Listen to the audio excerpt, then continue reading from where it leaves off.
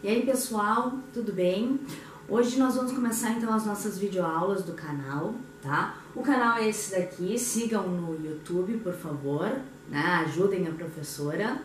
Então nesse canal Viaja Nessa História, a gente vai tentar trabalhar um pouquinho de resumos que a gente tenha sobre matérias do ensino médio, tá? Vale também para o ensino fundamental, já que algumas matérias se repetem, né? Os vídeos têm tendência a ser bem curtos, tá bem, pessoal? Então, vamos lá. Nossa videoaula de hoje é sobre o Brasil República, especificamente o período chamado de República das Espadas. Esse período, ele é um período que vai de 1889 a 1894. Tá? Nós vamos fazer dentro desse mapa mental, nós vamos ir conversando. Bem, então, o que é a República das Espadas? É o nome que nós damos ao período que engloba dois períodos específicos. Tá? O governo provisório, que vai de 1889 a 1891, e o governo do Marechal Deodoro da Fonseca, depois continuado pelo seu vice, Marechal Floriano Peixoto, tá bem? O que a gente vai estudar? Nós vamos estudar a República das Espadas, as características que ela vai ter, tá bem? E por que ela tem esse nome? Bom, ela tem esse nome então por causa dos dois marechais que estiveram no poder durante esse período, tá?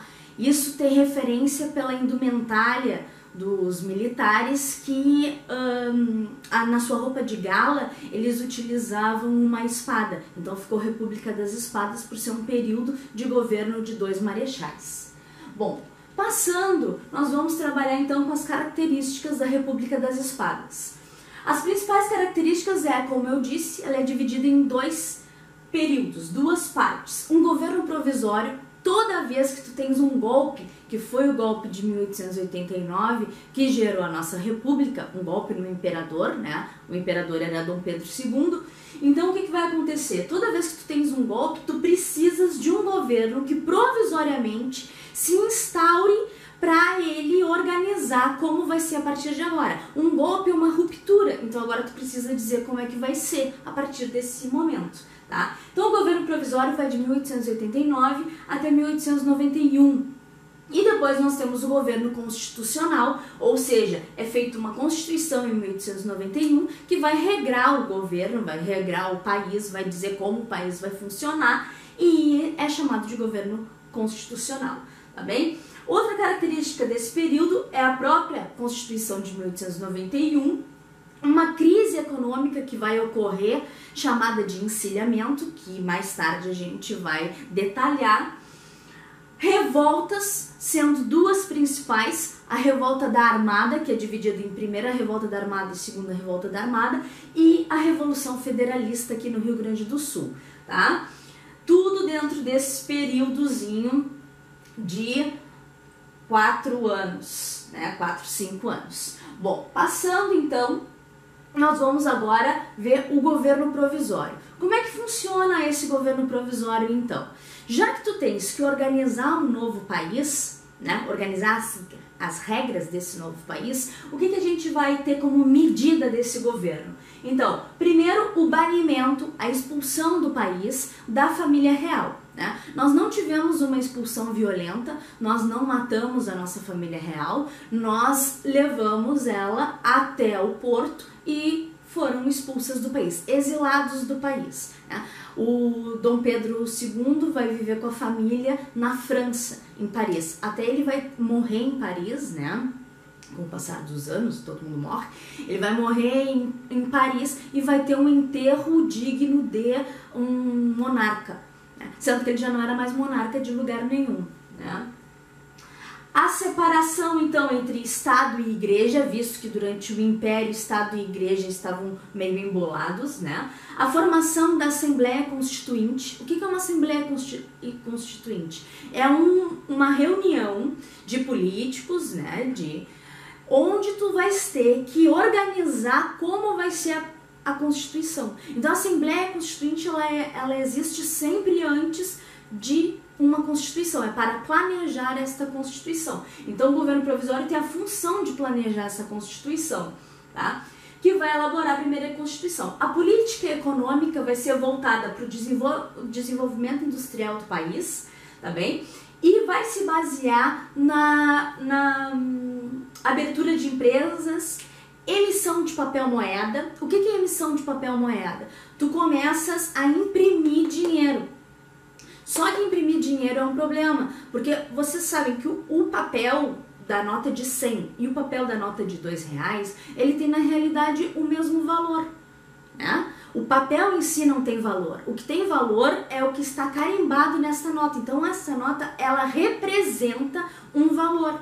O que acontece? Eu só posso emitir o dinheiro que eu tenho no Tesouro Nacional, ou seja, que eu tenho em reservas de ouro, atualmente tu vai ter em empresas, tu podes ter em questão de minérios, né? As riquezas do país têm que existir para que elas sejam representadas pelo papel moeda. Emitir dinheiro não é ter mais dinheiro, porque na realidade o que vai acontecer é tu diminuires o valor do teu dinheiro. Se tu tens riquezas que equivalem, por exemplo, a R$10 e tu emite 10 notas, cada nota tua vale R$1. Agora, se eu tenho as riquezas que equivalem a R$10 e emito 20 notas, cada nota minha vale 0,5, né? Ou 50 centavos. Então, quando tu tens a mesma riqueza e emite mais notas, o poder da tua moeda cai. Isso se chama inflação, tá? Mas vai ter uma política de emissão de moedas. Um protecionismo alfandegário, o que é isso? Tu começa a taxar os produtos que vêm de fora para tentar proteger a tua economia, tá bem? Isso tudo gera o encilhamento, que é aquela crise que a gente viu ali como característica. O que é o encilhamento? Encilhamento vem da palavra encilha, de cavalo, tem que lembrar do cavalo maniado, do cavalo onde a gente bota a sela e puxa.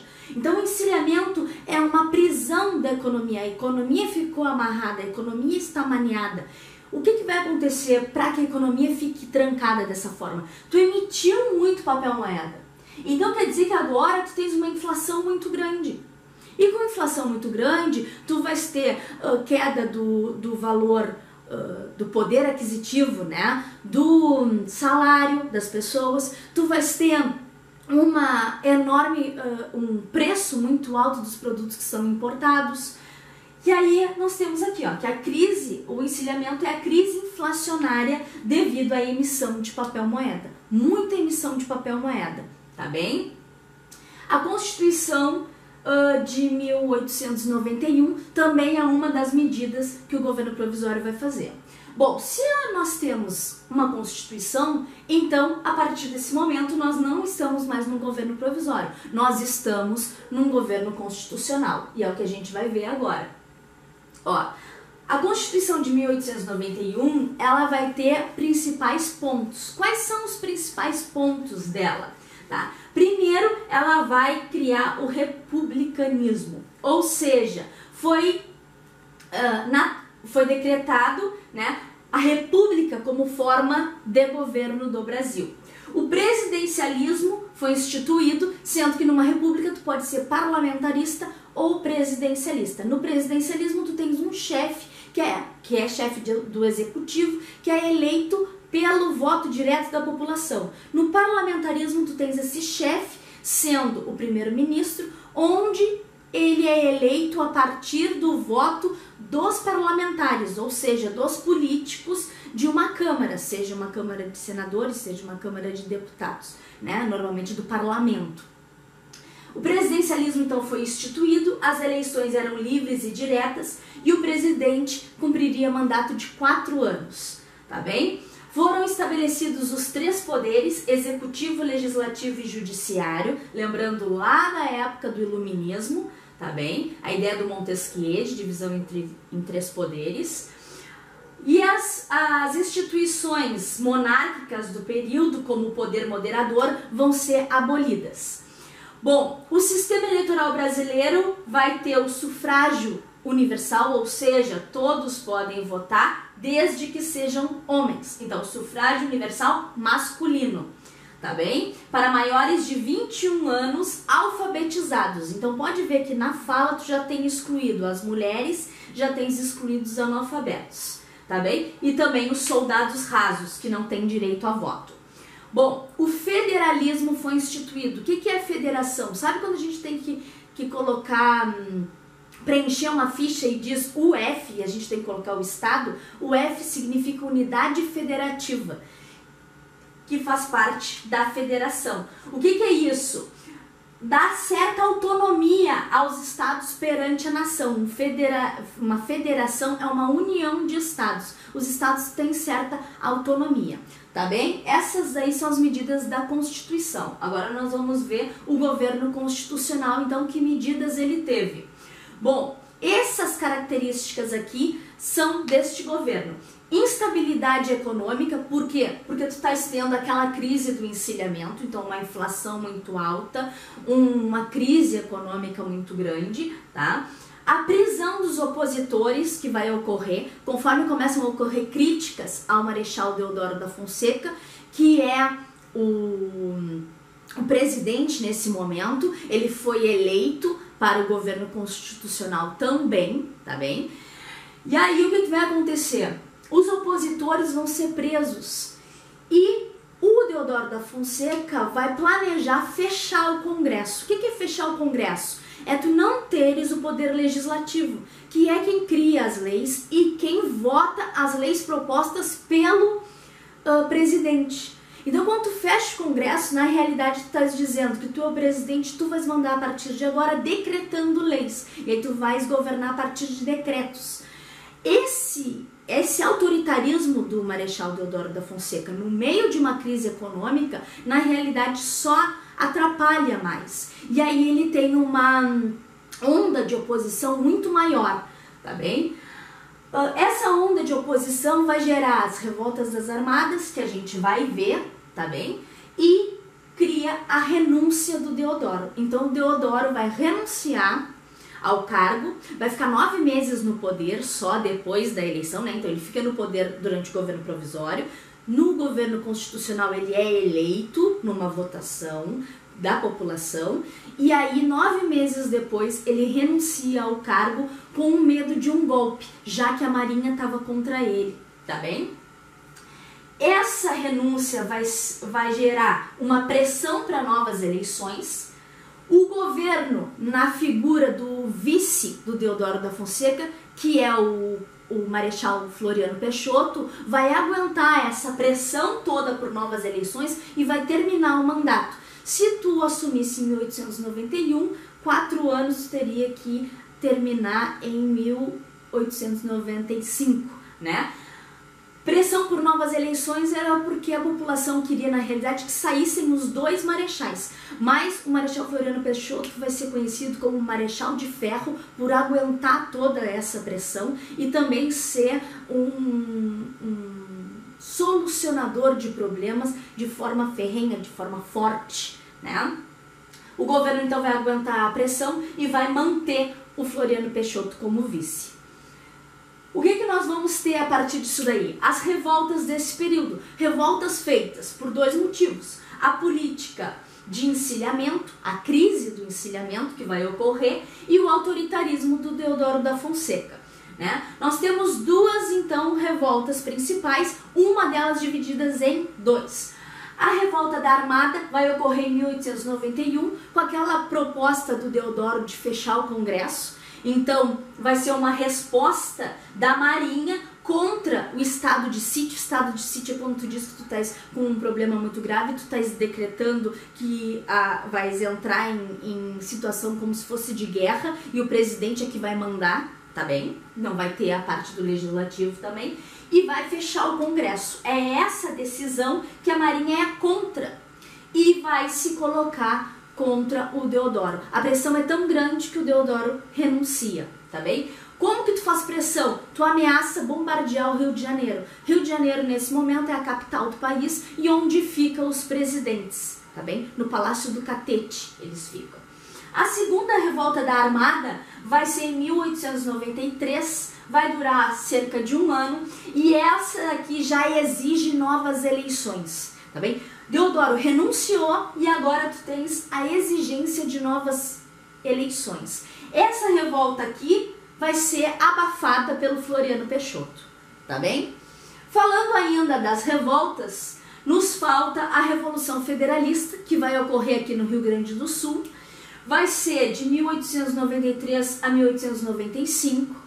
É uma revolta vista como guerra civil, né? Tu vai ter partidos aqui no Rio Grande do Sul que vão lutar entre si por ideais de como que deve ser o Estado, né? Como que deve ser essa federação, essa república, e principalmente contra o autoritarismo e o centralismo do poder federal. Então o poder federal era centralizador e mesmo dentro de uma federação ele dava pouca autonomia aos estados. Então tu vais ter alguns políticos que vão defender a ideia de que seja necessário um parlamentarismo e uma autonomia maior aos estados.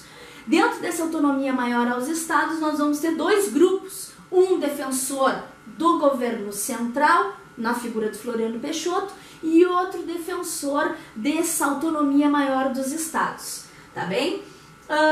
Os federalistas, então, vão ser chamados de maragatos, e é o que diz aqui, ó, termo que no Uruguai indica os espanhóis oriundos de localidade de Maragataria, na província de León, na Espanha, e eles vão fazer parte do Partido Federalista do Rio Grande do Sul. Eles vão estar insatisfeitos com as ações do governo, que eram contrários ao sistema do governo presidencialista e queriam a deposição do republicano Júlio de Castilhos. Então os maragatos eram contra o governador da província, não é mais província, né, o governador do estado, que vai ser o Júlio de Castilhos, que é republicano dentro das ideias do Floriano Peixoto. Então nós vamos ter maragatos querendo mais autonomia do Estado, né? E os defensores de Júlio de Castilho não querendo a organização que Floriano Peixoto está pensando para esse país, né? Que lideranças nós vamos ter desses maragatos? Nós vamos ter Gaspar Silveira Martins e o Gumercindo Saraiva como sendo as principais lideranças desse partido, tá bem? Aí no lado republicano, então, nós temos os pica-paus, que tem essa denominação referente à vestimenta, que é uma roupa azul e um cap vermelho, tá bem? Também são chamados de legalistas, também vão ser chamados de chimangos, nome que é de uma ave do Rio Grande do Sul, tá bem? Que é o chimanguinho, né? Ou castilistas, porque vão defender o Júlio de Castilhos.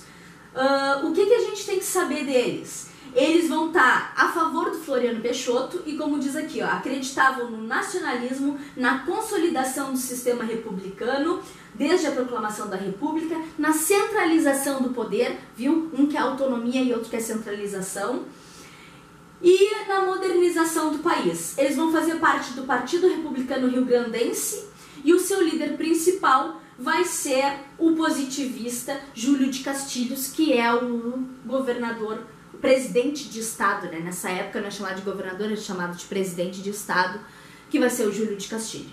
Essa revolta vai ser uma das mais violentas dentro do Rio Grande do Sul. Ela é conhecida também como revolta da degola. Por quê? Porque nessa época eles não tinham como manter os seus prisioneiros e aí eles vão degolar os prisioneiros. Então tu tá no Rio Grande do Sul, tu tá com uma briga política entre dois partidos. É como a gente tem hoje as brigas entre quem defende o Bolsonaro e quem defende o Lula, e chegar ao ponto de no Rio Grande do Sul tu teres pessoas se matando e degolando, né, umas às outras. Então vai ser bem violento o caso. Tá aqui, bonitinho, para que vocês possam ver melhor. Lembrando que eu vou deixar em PDF, tá bem? Vou disponibilizar em PDF na plataforma da Escola Cezanne, aí quem tiver acesso, né? O PDF dos slides para ficar melhor de ler, tá bem, gente? Bom, então este daqui é o nosso mapa mental, Tá? No PDF vai ficar melhor de ver, vocês desculpem que a TV na realidade é pequena, né? E a gente não tem a capacidade de ficar muito grande a letra. O que a gente precisa lembrar daqui? Não esquecer, fazer uma seleçãozinha rápida. Então, lembrando de República das Espadas, ficar na memória o quê? São 2 marechais, por isso República das Espadas. Tu tens estabilidade política, porque tu tem a crise do encilhamento. Lembra de encilha, lembra de aperto, a economia está fechada. Por quê? Por causa da emissão grande de papel moeda, sem tu ter as reservas de riqueza verdadeiras no Tesouro Nacional. Tu tens o autoritarismo do Deodoro da Fonseca, na forma de quê? Na forma de fechamento do Congresso, na forma de estado de sítio, na forma de não deixar as críticas. E aí tu tem as revoltas. Que revoltas? 2. Revolta da Armada, Revolução Federalista aqui no Rio Grande do Sul.